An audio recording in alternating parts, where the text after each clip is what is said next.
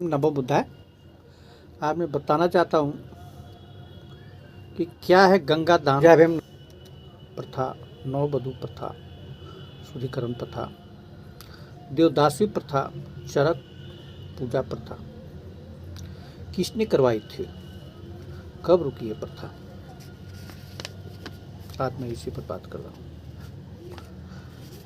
तो जैसी मनुस्मृति की रचना हुआ, देश के 90% लोगों को क्षुद्र घोषित कर दिया गया। यानी जो पहले बुद्ध धर्म को मानते थे, बौद्धिस्ट अशोक ने 84,000 बौद्ध स्तूपों विहारों को बनाया था। इनको कत्लेआम कर छीन करके बौद्धों को भगा करके धीरे धीरे पूरे देश में ब्राह्मणों ने अधिकार कर लिया। जंगली व्यवस्था तो भारत में पहले भी थी और आराम से उन्हें अधिकार करने के बाद इन सब प्रथाएं का स्टार्ट किया। गंगा दान प्रथा ये है कि गंगा धाम में ब्राह्मण ने जो करवाया था, तो वो उस गंगा दान में जो है शूद्रों के प्रथम लड़के को गंगा में भेंट कर दी जाती थी, फेंक दी जाती थी। क्योंकि पहले बच्चे किसी का जो होता है जो हिष्ट पुष्ट होता है, अहिष्ट पुष्ट होता है, तो इसको रोकने के लिए इन्होंने सबसे पहले ये काम किया था। उसके बाद एक काम चालू किया था। दूसरा है आपको नववधू शुद्धिकरण कर। शूद्रों को नए जो वधू होते थे, नए जो लड़कियां होती थी, शादी होती थी, उसके बाद ब्राह्मणों के घर में 3 दिन तक शुद्धिकरण के लिए दिया जाता था। और ये प्रथा भी उसी समय मनुस्मृति में लिखा हुआ है।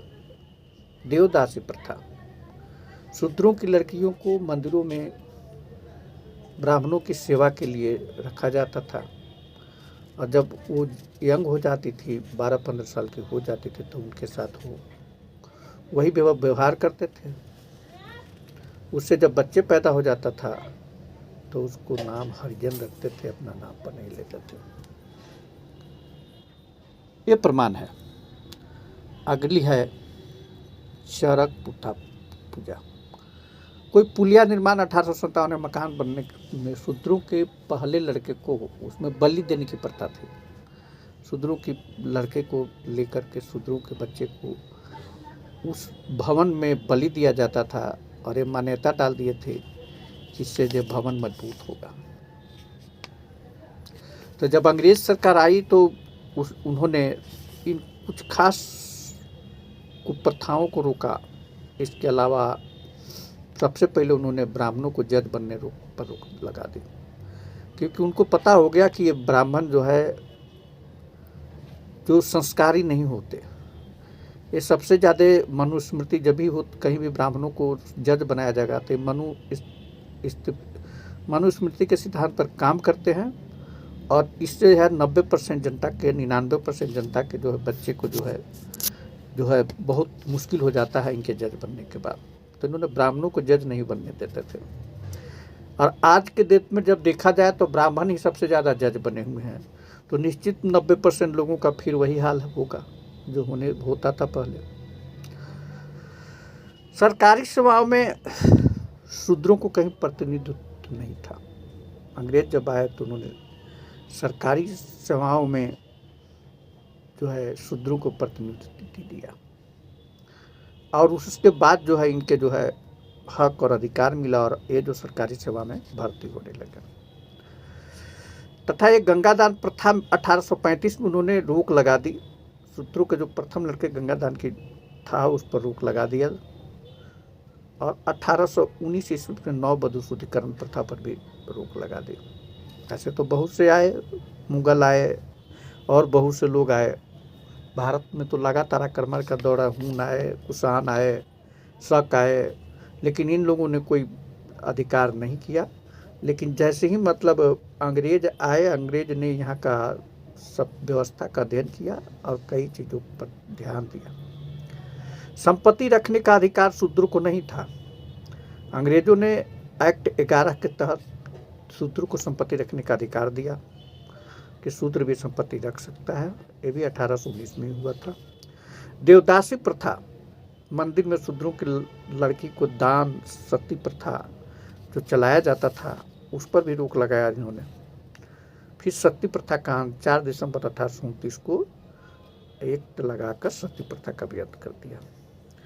और 1853 में जो चरक पूजा पुल निर्माण में जो मकान बनता था उसमें जो शूद्र के बच्चों को बलि दिया जाता था उसको भी रोक लगा दिया अंग्रेजों ने 1863 में।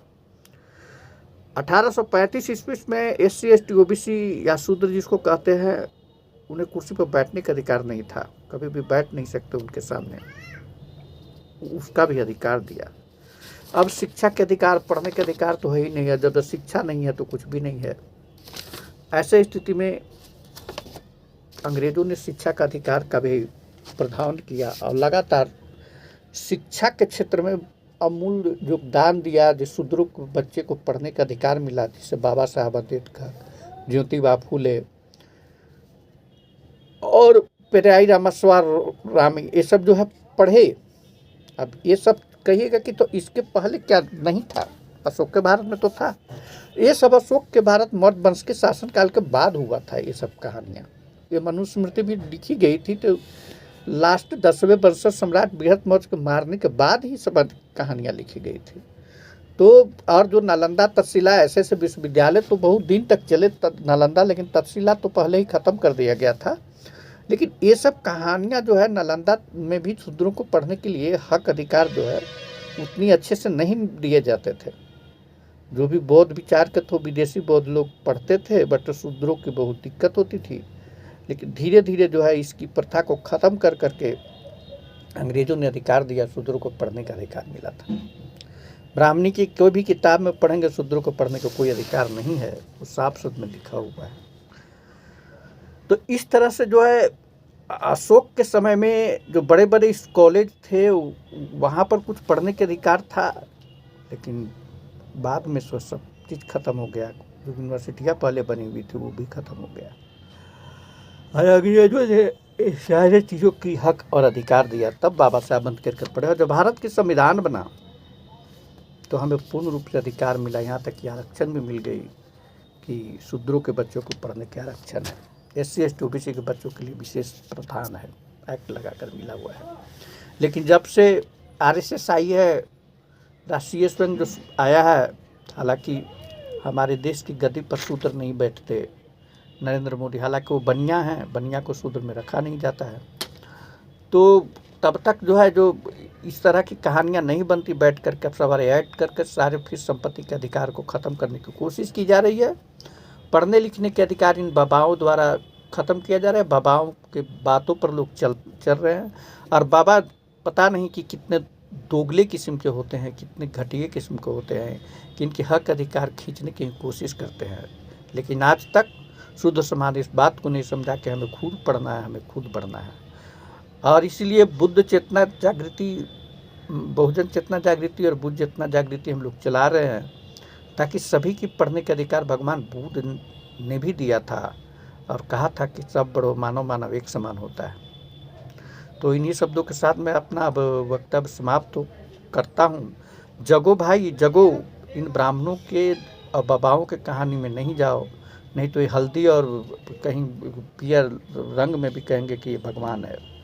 अरे आप शूद्रों के बच्चे को भी धार्मिक कर्म कांडों में फंसाकर कहीं कहीं पर बना दे रहे हैं संत वगैरह, कि समझे लोग कि नहीं शूद्र भी संत बनते हैं। लेकिन ऐसी बात नहीं, इनके बहकावे में मत आओ।